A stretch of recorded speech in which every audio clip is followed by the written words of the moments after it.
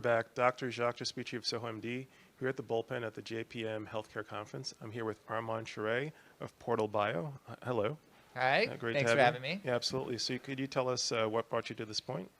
Yeah.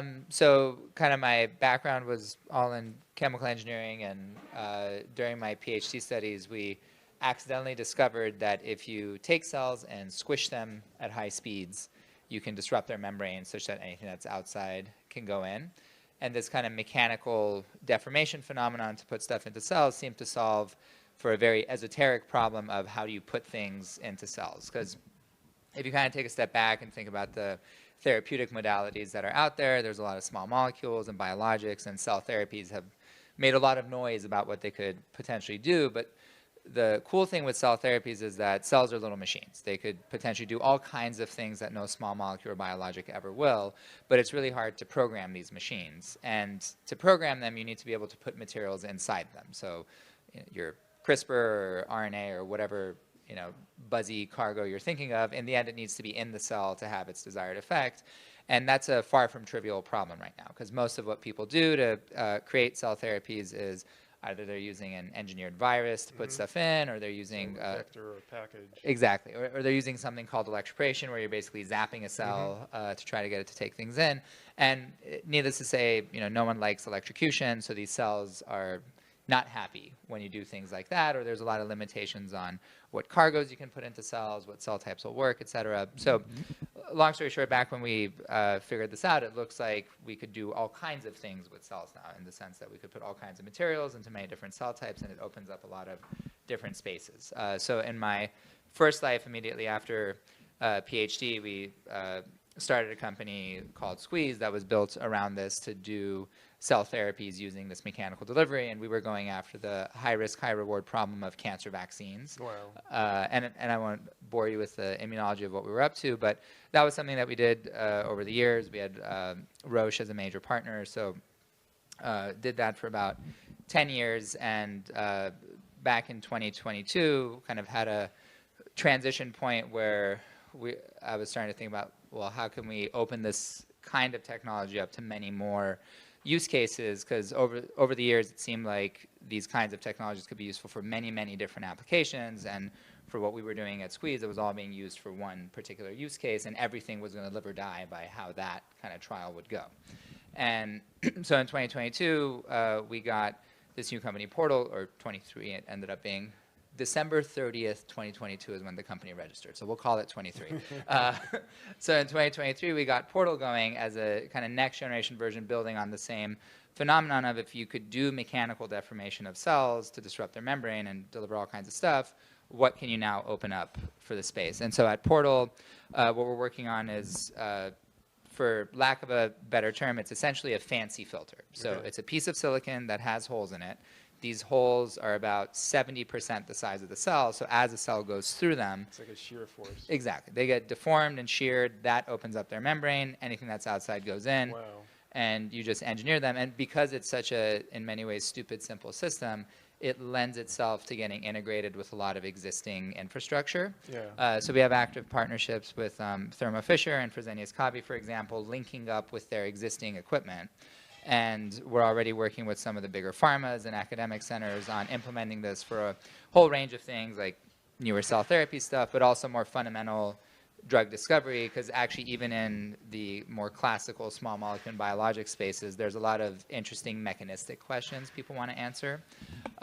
So that's what we're doing. The company's about 10 people right now. We've been moving pretty quickly with getting this out there in the hands of partners.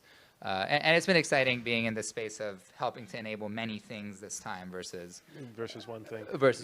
You diversified your partnerships in terms of what you were doing. Yeah. So as you said, simple and stupid, but it's more like clean, right? This is a clean delivery model where you're saying that there's less impact to the cell, so you're able to get your desired product in the cell, see the effects without all the other... Exactly. Like there's no vector elements, there's no special chemicals, there's no field or electric field effects, stuff like that. It's a very clean system, so it keeps the cells happier. And because it's just like a simple diffusion of material, you're much more flexible on what it is you're delivering, because like the chemical properties of a peptide or a protein are super different from an RNA or DNA.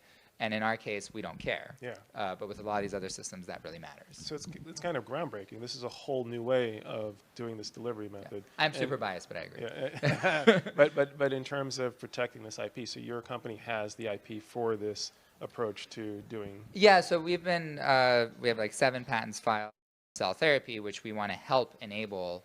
Is can you make them at the point of care? So we're not making an end-to-end point of care machine ourselves, Yeah. but creating the cartridges or the intel inside that enables you to have point of care machines, and that's where some of our partnerships, like the one with Fresenius and a few of the other smaller companies that are trying to disrupt the space, we're hoping to be the intel to their whatever laptop. Yeah, whatever they're going to build with it. Yeah. And so Portal Bio is a platform that you see that can be applied across the board in healthcare. Exactly, and so that's most of what we're focused on right now is really helping to solve this delivery problem in a friendly, integrable way with a lot of other systems. And further down the line, another thing we're excited about, but we don't spend too much time on it just yet, is thinking about, okay, if you've now helped solve the problems of delivery, what are other enhancements you can help do to the cells? Because right now, most of cell therapy is focused around genetic modification of cells. And there was a lot of FDA news recently about how you get nervous about these genetic mods and what kind of long-term side effects they may have. Now, in late-line oncology, that's probably fine. Like, these poor people's alternative was death. They're going to take the treatment. But if you're talking about using cell therapy in, like, first-line oncology or a lot of non-life-threatening settings, even if it's a 0.1% chance of a malignancy in the future, like, are you really going to take it? And that's where I think what we can help enable is using a lot of non-genetic modifications. So deliver transient cargoes like mRNA, siRNA, et cetera, instead of doing a DNA mod. And by doing that, you can actually perpetuate a lot of different functions in these cells. So with Portal, again, we're not trying to get into the therapeutics, but our thought is, can you create essentially software modules for cells? So mixes of RNA that you can deliver that might make an exhausted T cell into a memory T cell, or turn an iPSC into a dopaminergic neuron, or something like that. That's amazing. And then in terms of the Bullpen and the Bullpen community, what's your ask? Honestly, like, partnership stuff is probably the most interesting thing to us, because we really want to help enable many different groups with the platform. And there's some applications we think about and obsess about, but there's plenty of things we probably haven't thought of that others here are way better at or have thought through much more. So any partnership opportunities, and we try to make it as easy as possible to work together, because our intent is always, like, if it all works out, it'll be win-win. We're not trying to do any complicated structures up front. That's amazing. So Armon, Sharei of Portal Bio, thank you for being here today. Thanks a lot.